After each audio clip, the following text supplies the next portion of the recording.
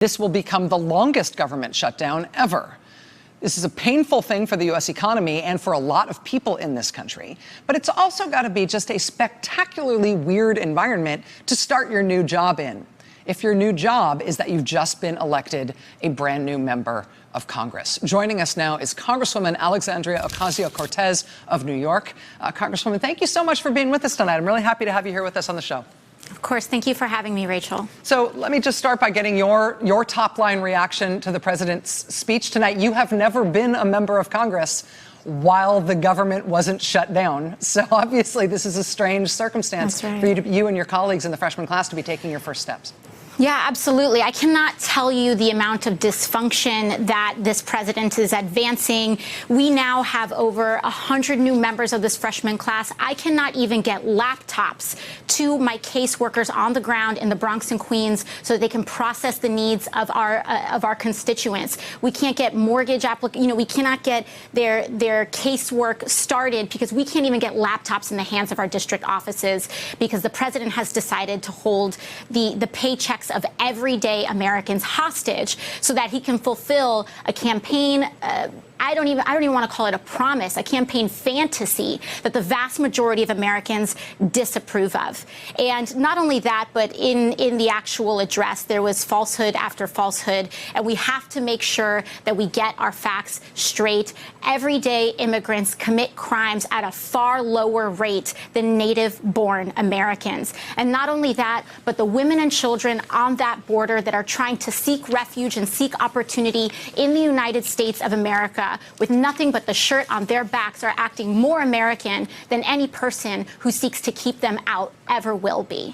Are you at all dissuaded, not dissuaded, I guess is the wrong word, dismayed or discouraged by the fact that the president has been saying the same untrue things about immigrant crime, about the terrible character of immigrants coming into this country, about a false relationship that he has invented between violent crime and immigration. We heard him tell blatant falsehoods tonight, contradicted even by his own administration, about this flood, as he described it, a pipeline of drugs coming across the southern border. His own Drug Enforcement Administration has said that the vast majority of drugs, even those coming from the south from this country, are coming through ports of entry and not over anything that would be stopped by a wall. Are you discouraged, or what's your sort of strategic take on the fact that the president's been telling these same lies for years now and not shying away from them at all?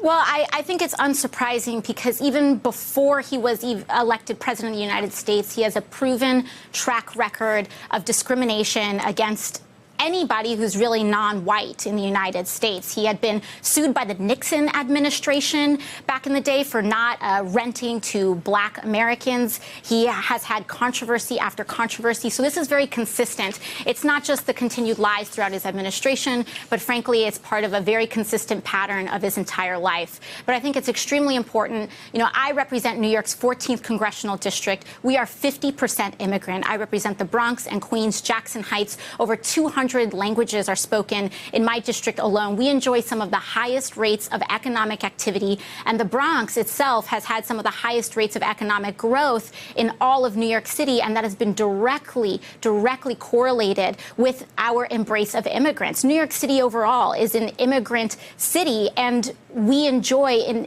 a very large amount of economic and cultural prosperity as a result. The president has been singing this same song that he did a different version of tonight in the Oval Office.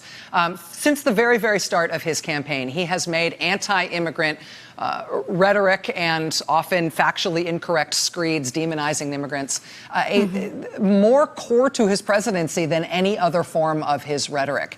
And so in your district, in a district, as you say, that is not just diverse, but is 50% immigrant, and that and you're talking about that sort of economic relationship that you can see between immigrant economic activity and the overall performance of your district.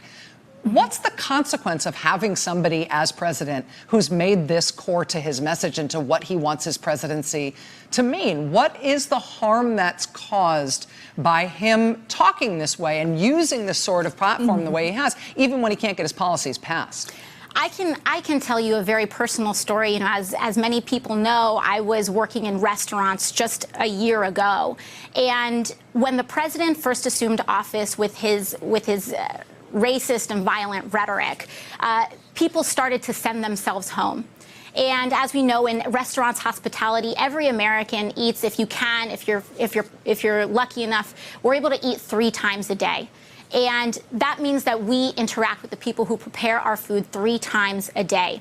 When those people start to go home, local, or rather go back to the countries which they originated from, because many of them consider the United States their home, those places, they go into dysfunction. I remember one of our lead cooks brought himself back to Mexico because he was so scared of the president's rhetoric. We had an insane amount of dysfunction. We're talking about local restaurants, we're talking about local businesses, we're talking about shuttering neighborhoods, and we're talking about people feeling unsafe. And no one should feel unsafe in the United States of America. And that includes our amazing and beautiful and productive immigrant community. And moreover, the one thing that the president has not talked about is the fact that he has systematically engaged in the violation of international human rights borders on human rights on our border. He has separated children from their families. He talked about what happened the day after Christmas. On the day of Christmas, a child died in ICE custody. The president should not be asking for more money to an agency that has systematically violated human rights. The president should be really defending why we are funding such an agency at all. Because right now, what we are seeing is death. Right now, what we are seeing is the violation of human rights. These children and these families are being held in what are called hieleras, which are basically freezing boxes that no person should be maintained in for any amount of time, let alone the amount of time that they're being kept on. And moreover, even if you are anti-immigrant in this country, the majority of immigrant overstays, the majority of the reason that people are undocumented is visa overstay. It's not because people are crossing a border illegally.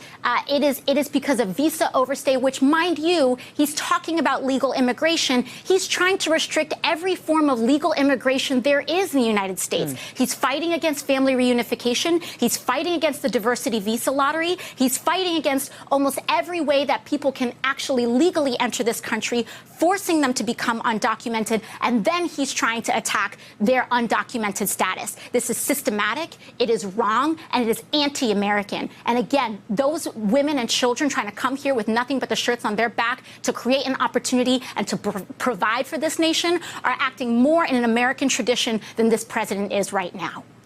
Congresswoman Alexandria Ocasio-Cortez of New York, thank you so much for being with us tonight. I know this is your first time being here on this show, and I know that you have been one of the highest profile members of this new Congress, and you've got a lot of pressures on your time. Thanks for making time to be here, and I hope you'll come back. Of course. Thank you so much. All right. Hey there, I'm Chris Hayes from MSNBC. Thanks for watching MSNBC on YouTube. If you want to keep up to date with the videos we're putting out, you can click subscribe just below me, or click over on this list to see lots of other great videos.